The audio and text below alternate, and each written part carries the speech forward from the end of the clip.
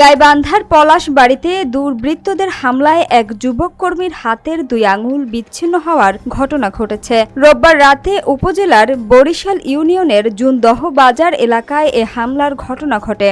এ ঘটনায় আহত কাকন বরিশাল ইউনিয়নের দুবলাগাড়ি গ্রামের মিরু মণ্ডলের ছেলে। তিনি বরিশাল ইউনিয়ন যুব দলের কর্মী। হামলায় আঙুল বিচ্ছিন্নের পাশাপাশি তার পা ভেঙে গেছে বলে জানা গেছে।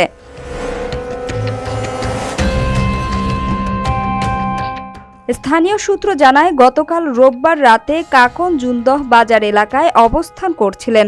এ সময় অপরিচিত কয়েকজন দুর্বৃত্ত ধারালো অস্ত্র নিয়ে তার ওপর হামলা চালায়। এতে কাকনের হাতের 2টি আঙুল বিচ্ছিন্ন হয়ে যায় ও পা ভেঙে যায়। পরে স্থানীয়রা গুরুতর আহত অবস্থায় তাকে উদ্ধার করে পলাশবাড়ী উপজেলা স্বাস্থ্য কমপ্লেক্সে নিয়ে যান। অবস্থার অবনতি হলে তাকে রংপুর মেডিকেল কলেজ হাসপাতালে পাঠানো হয়।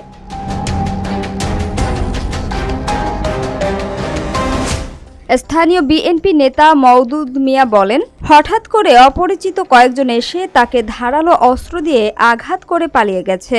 আমরা কিছুই বুঝে উঠতে পারিনি। এ ধরনের নৃশংস হামলার তীব্র নিন্দা জানাই।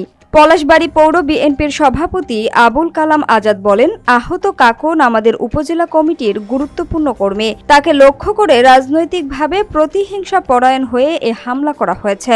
আমরা এই বর্বর হামলার কঠোর প্রতিবাদ জানাই।